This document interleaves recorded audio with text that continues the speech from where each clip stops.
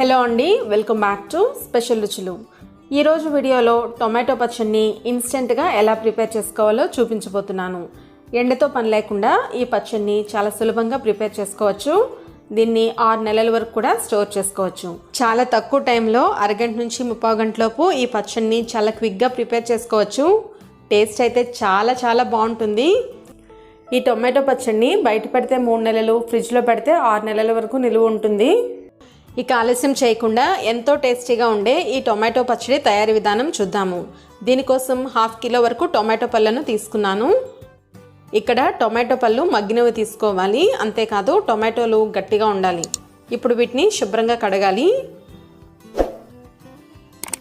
టొమాటోలను నీళ్ళలో వేసి కడిగిన తర్వాత నాప్కిన్తో కానీ ఏదైనా వెట్ క్లాత్తో కానీ టొమాటోలను తడి లేకుండా శుభ్రంగా తుడుచుకోవాలి. ఇలా తుడుచుకున్న ఈ టొమాటోలను ఫ్యాన్ కింద 1 గంట పాటు ఆరనివ్వాలి.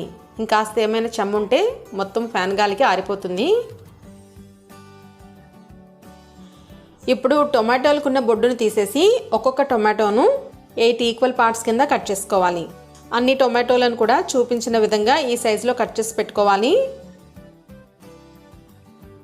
మరి పెద్ద పీసెస్ కానీ చిన్న పీసెస్ కానీ కట్ చేసుకోకూడదు. ఈ సైజులో కట్ చేసినట్లయితే టొమాటోలు చక్కగా మగ్గిపోతాయి.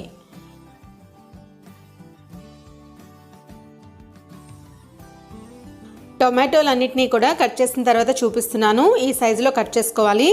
ఇప్పుడు ఏదైనా ఒక గిన్నె కానీ గ్లాస్ కానీ తీసుకొని దాంతో ఈ టొమాటో ముక్కలను మెజర్ చేసుకోవాలి. నాకైతే నేను తీసుకునే గిన్నెతో 3 కప్పుల వరకు టొమాటో ముక్కలు వచ్చాయి. అన్నిటినీ కూడా ఇదే గిన్నెతో మెజర్ చేసుకోవాలి. 3 కప్పుల టొమాటో ముక్కలకి 1/2 కప్పు చింతపండును తీసుకోవాలి. చింతపండులో ఉన్న నార, పిక్కలు అన్నీ కూడా తీసేయాలి.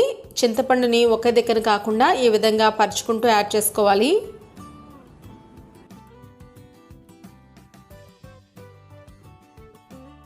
ఇప్పుడు ఇందులోకి 1/2 కప్పు సాల్ట్ని యాడ్ చేసుకోవాలి. యాడ్ చేసుకున్నాక ఇప్పుడు ఈ కళాయిని స్టవ్ మీద పెట్టుకొని గరిటెతో మిక్స్ చేసుకుంటూ ఒక 2 నిమిషాల పాటు కుక్ చేసుకోవాలి.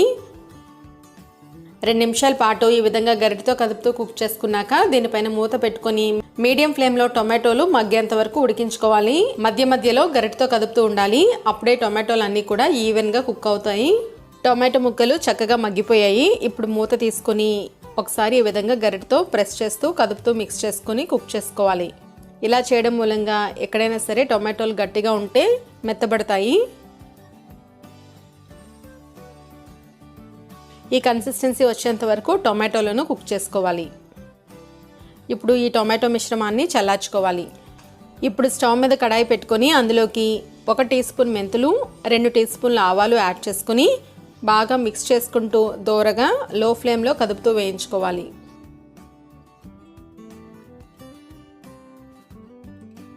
వేయించుకున్నాక ఈ మెంతులు, ఆవాలను కొద్దిసేపు చల్లారనిచ్చి మిక్సీ పట్టుకోవాలి.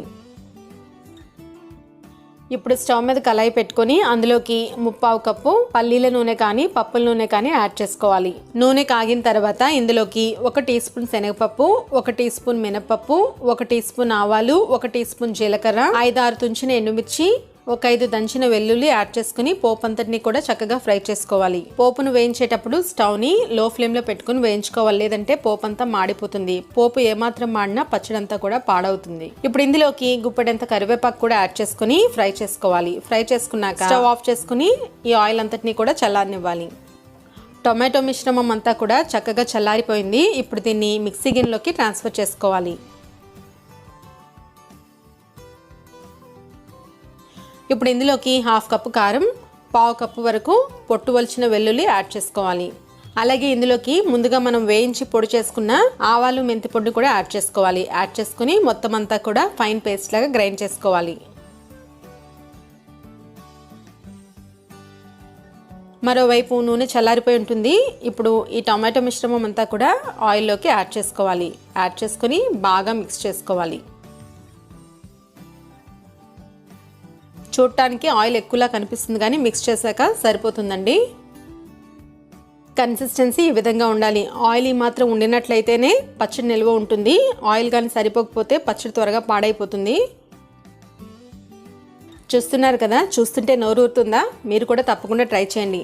ఈ టొమాటో పచ్చడి చాలా టేస్టీగా ఉంటుందండి. ఒకసారి మీరు ఈ రెసిపీని ట్రై చేసి మీ ఇంట్లో వాళ్ళకి పెట్టండి. ఇంట్లో వాళ్ళందరూ కూడా మిమ్మల్ని మెచ్చుకుంటారు. అంత బాగుంటుందన్నమాట. ఫస్ట్ టైం ట్రై చేసిన వాళ్ళకు కూడా ఈ పచ్చడి చాలా పర్ఫెక్ట్గా కుదురుతుంది. చూస్తున్నారు కదా, ఎండతో పని లేకుండా ఎక్కువ సమయం పట్టకుండా ఈ పచ్చడిని ఇన్స్టెంట్గా ప్రిపేర్ చేసుకోవచ్చు. ఈ పచ్చడిని ఫ్రిడ్జ్లో అయితే 6 నెలలు, బయట అయితే నెల పాటు స్టోర్ చేసుకోవచ్చు. ఎంతో టేస్టీగా ఉండే ఈ పచ్చడిని చేసుకోవడం చాలా సింపుల్ కదా. మీకు గనక ఈ వీడియో నచ్చినట్లయితే లైక్ చేయండి. మరిన్ని వీడియోస్ కోసం నా ఛానల్ని సబ్స్క్రైబ్ చేసుకోండి. మీ విలువైన అభిప్రాయాలను నాకు కామెంట్ ద్వారా తెలియజేయగలరు.